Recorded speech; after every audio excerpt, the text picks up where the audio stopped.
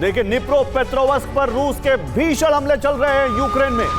Assault unit ने कई इलाकों पर कब्जा कर लिया है।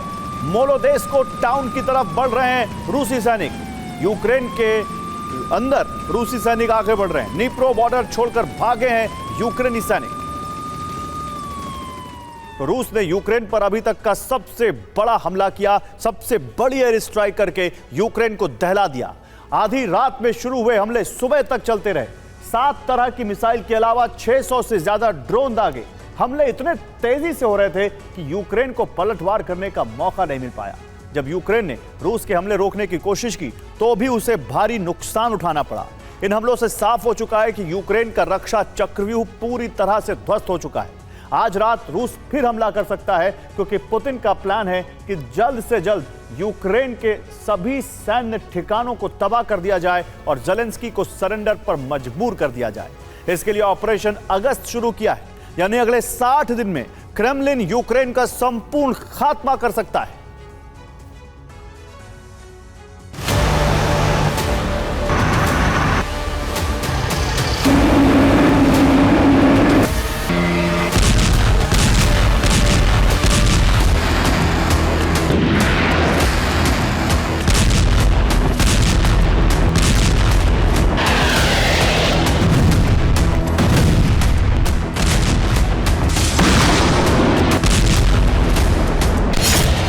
घंटे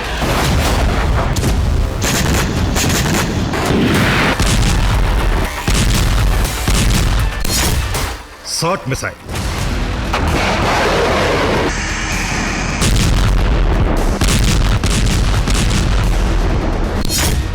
600 ड्रोन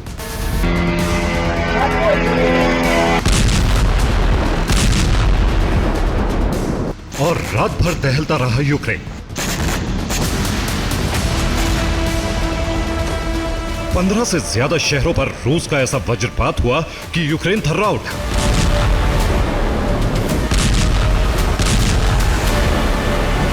तबाही का दायरा इतना बड़ा था कि खार्किव से लेकर कीव तक कोहराम मचा।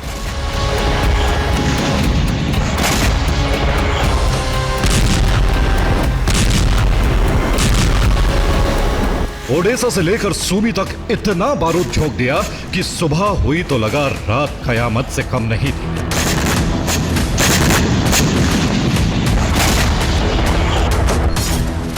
यूक्रेन की एयरफोर्स का कहना है कि रूस ने इससे बड़ा हमला अभी तक नहीं किया जब से युद्ध शुरू हुआ।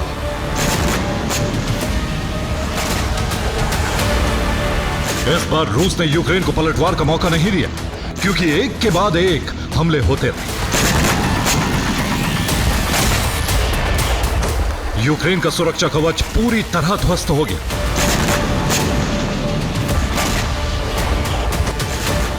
रूस ने हमले के लिए जिन हथियारों का इस्तेमाल किया उनके नाम सुनिए। 477 kamikaze drone Shahed, 123 single shot drone Lancet, 4 ballistic missile Kinzhal, 7 ballistic missile Iskander, 41 cruise missile KH-101, 5 calibre missile,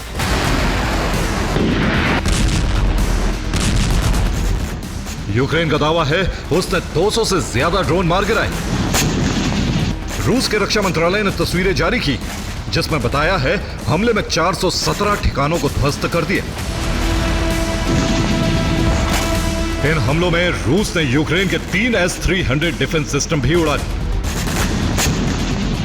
यानी रूस पूरी तरह से यूक्रेन के सुरक्षा कवच को तहस नहस कर चुका है। इन हमलों का जवाब देने के लिए यूक्रेन ने F-16 स्क्वाड्रन को भेजा, लेकिन रूस के हमले रोकने में वो नाकाम रहे। इस दौरान एक F-16 को रूसी मिसाइल ने नष्ट कर दिया। इस हमले में एक यूक्रेनी पायलट भी मारा गया। दावा किया जा रहा है उसने 7 रूसी मिसाइल को इंटरसेप्ट किया था। मारे जाने वाले पायलट का नाम लेफ्टिनेंट कर्नल मैक्सिकम उस्तिमेंको है, जिसे डेनमार्क में F-16 की कॉम्बैट ट्रेनिंग मिली थी।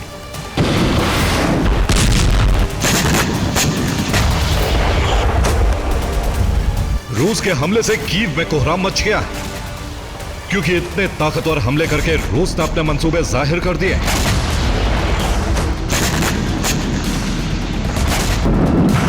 दरअसल रूस कीव को डिफेंस सिस्टम की खेप मिलने से पहले भारी तबाही मचा देना चाहता है और ज्यादा से ज्यादा इलाके पर कब्जा करना चाहता है। अगर एक बार अमेरिका से यूक्रेन को डिफेंस सिस्टम मिल गए तो रूस के लिए युद्ध थोड़ा मुश्किल हो जाएगा। इसीलिए रूस ने 60 दिन का टारगेट रखा है, यानी अगस्त तक यूक्रेन को खाक करके पुतिन अगले टारगेट की तरफ कूच करेंगे, जहां नाटो से टकराव होना तय है। तो रूस की तरफ से रात 1 बजे हमले शुरू हुए। कीव समेत 10 से ज्यादा शहरों पर हमले किए गए। इस दौरान लगातार सायरन बजता रहा। रूस ने रिहायशी इलाकों को भी टारगेट किया। कीव पर सबसे ज्यादा हमले किए गए। हमलों से कई इमारतों में आग लग गई। जान बचाने के लिए घर से निकलकर भागने लगे। अंडरग्राउंड ठिकानों में जाकर छिप गए। कई लोगों ने अंडरग्राउंड मेट्रो स्टेशन में शरण ली। कुछ लोग जमीन के नीचे बने शेल्टर होम पहुंच गए। कीव पर भीषण हमलों से आपातकाल लगा दिया गया।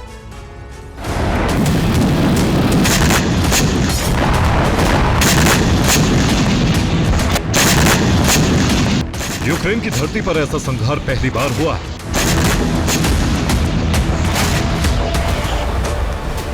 जब रूस ने इतना बड़ा हमला किया, हमले से कीव थर्रा उठा। इमरजेंसी घोषित कर दी। कई तस्वीरें सामने आई जिसमें दिख रहा है कीव के लोग जान बचाने के लिए बंकर में जा छुपे। कीव में कई अंडरग्राउंड ठिकानों को बंकर में बदल दिया गया है। जब से रूस ने हमले शुरू किए हैं, कई रेलवे स्टेशन, मेट्रो स्टेशन और अस्पतालों के बेसमेंट और अंडरग्राउंड पार्किंग को लोगों की जान बचाने के लिए इस्तेमाल किया जा रहा है।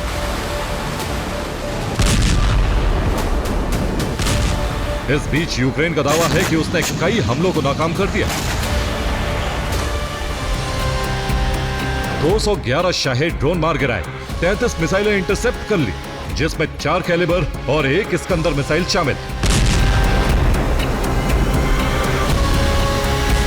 इन तमाम हमलों को रात में किया गया, जिससे यूक्रेन को पलटवार का मौका तक न मिले।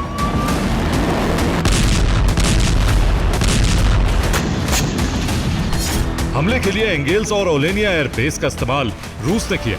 एंगेल्स से ड्रोन हमले किए, जबकि ओलेनिया से मिसाइल स्ट्राइक की।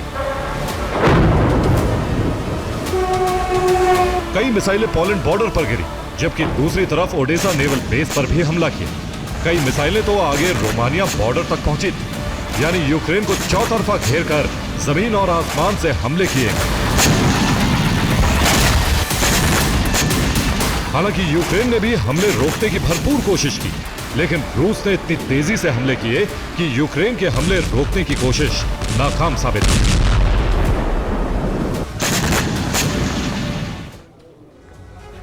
तो 15 शहरों पर बारूदी आफत बरसी, जिसमें कीव पर 71 बार हमले हुए। पश्चिमी यूक्रेन के लवीव पर 29 बार अटैक हुआ, जबकि सूमी में 10 हमले। ज़पोरिजिया पर ड्रोन और मिसाइल मिलाकर कुल 42 हमले किए गए। इसी तरह चेरकासी पर 19 हमले, क्रेमेंचुक पर 11 बार ड्रोन दागे गए। निकोलेव पर भी 11 ड्रोन हमले हुए, जबकि डोनबास के लुहांस्क पर 9 हमले और डोनेट्स्क पर 32 हमले किए गए थे। इन हमलों से यूक्रेन थर्रा गया।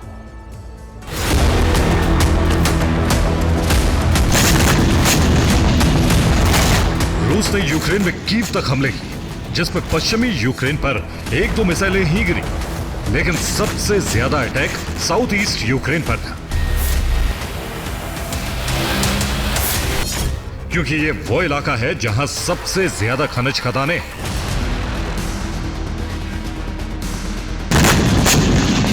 रूस इस बेशकीमती खजाने पर कब्जा करना चाहता है।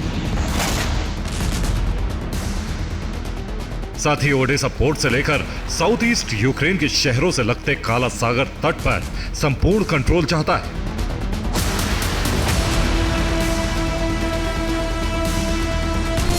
इसलिए उसने डोनेस्क और लुहांस्क की खदानों पर नियंत्रण करना शुरू कर दिया है।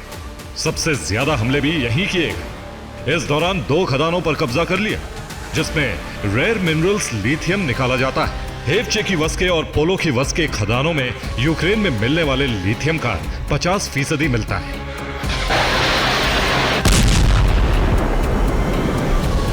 जबकि इससे 2 महीने पहले डोनबास की 2 और खदानों पर कब्जा कर चुका है। इन तमाम खदानों को लेकर अमेरिका से डील करना चाहता है, जिसकी एवज में अमेरिका यूक्रेन को आगे भी सैन्य मदद देता रहे और पुरानी सैन्य मदद के बदले पैसे न मांगे। लेकिन रूस के हमलों ने ज़ेलेंस्की के मंसूबों को रोक दिया है, जिससे ट्रंप के खनिज खजाने को पाने का ख्वाब टूट सकता है। Bureau report, TV9 Bharatvarsh.